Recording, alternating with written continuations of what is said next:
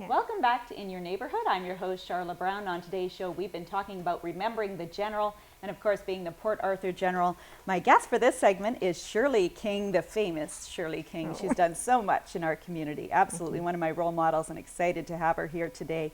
Shirley, you're the chair of Remembering the General. Yes. Let's talk first about what your role was and why this is so important to you with the Port Arthur General. Well, I graduated from the General in 1958. I came here from Winnipeg, and the hospital, I had a friend that was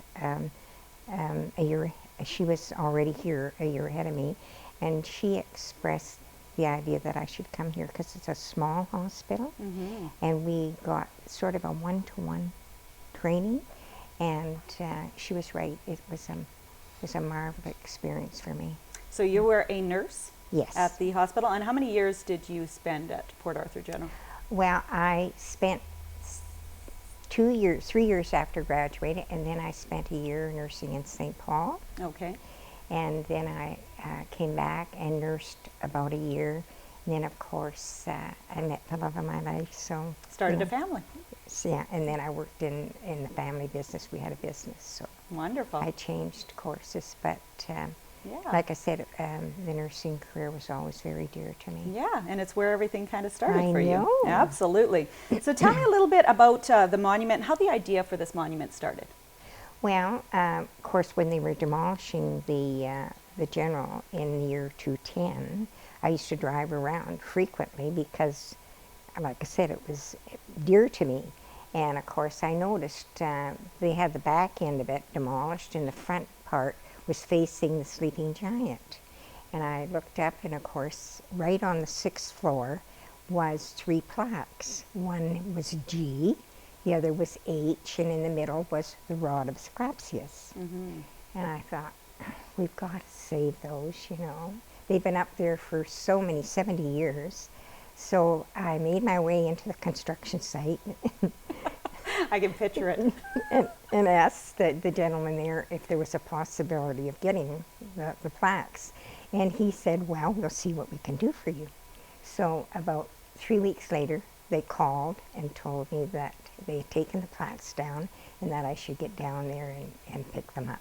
Wow. So that was the start of it. And they're in excellent shape. I bet they Yeah, are. They are. But that's a long time to be up there. Oh, yeah, for You sure. want- You you don't want- want those just to No. wind up. They're part of the history, That's you know, and I right. think most people who ever went to the Port Arthur Hospital, they definitely saw those That's right. when they were That's driving by or going into the building. So let's talk a little bit about the monument, where it's going to be built, what it's going to look like, that kind of thing. Yeah. Well, if you want to, if anybody wants to see the monument, they can go on Google or Facebook. There's a picture on there, Nice. and it's going to be housed at the new regional hospital, and there's a little alcove there, right off of the cafeteria. Right. And they've been very, very generous at the hospital in finding a space for us. And it'll be very visible from all the floors, Nice. you know, and from the cafeteria. And there's a door out of the cafeteria so that if they want to walk out and maybe sit there and have lunch, we'll have benches there and that. And we Nice. want to dress up the area Absolutely. and make it special. Yeah.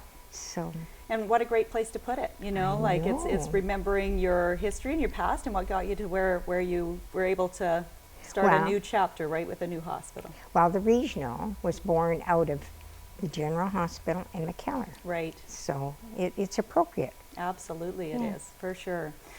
So the thing is with a monument, there's always fundraising that needs to be done to make this kind of thing happen. So is there any activities that's going on that if people wanted to contribute, get involved, help in some way, what are the things that's going on? Well, right now we're planning another event. It's just in the first phases, so I can't really give you too much description. But we have had fashion shows, and we had a night at Bite, and then we had another a night with 3 bands, and this will be along the same idea.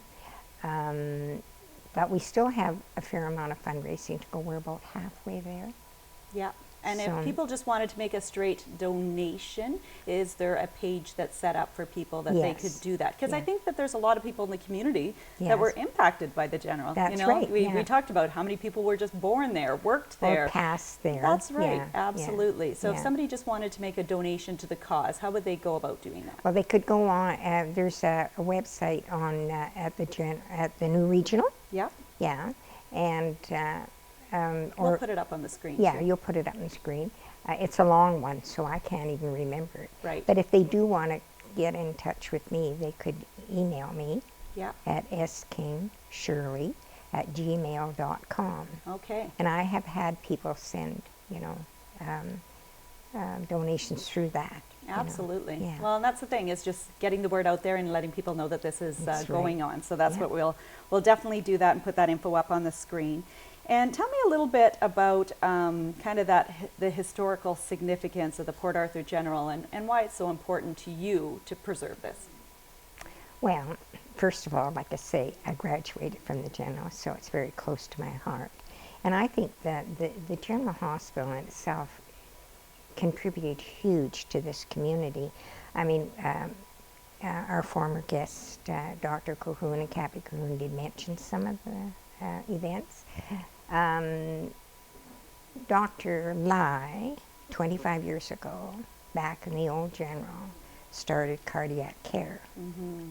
And look at where we are today at the new regional hospital. So that's huge. And of course, like Dr. Cahoon said earlier, we will be doing open heart surgery here, I would say maybe in 5 years or more. And of course, our famous Terry Fox ended up Absolutely. when he took ill on his run outside in the Shunya Township. They brought him to the General Hospital emergency room, and that's where they diagnosed that the cancer had gone to his lung.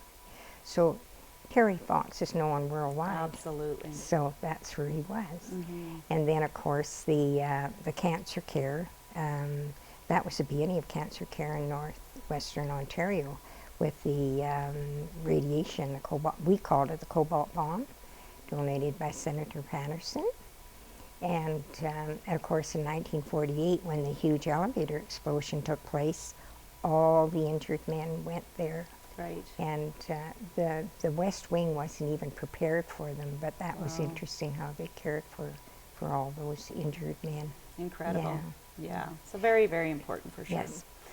Yeah. Well, I want to thank you, Shirley, for being on the show today, and also to Dr. and Mrs. Cahoon for sharing all your memories and all the info on the Port Arthur General and its rich history, and for all the work that you're doing to remember that. You know, I think that's really important that, you know, we can only do better with where we're going if we always remember where we came from. Exactly. yeah. Absolutely. Yeah. Well, good luck with all of Yeah. your campaign and with getting that rolling, and I'm sure the Okay. community can get out and hopefully go and visit the monument next time we visit. And we're looking for donations. Absolutely. So make sure that you donate. We'll put the website on the screen that you can make a donation or watch for their upcoming events to get out and support.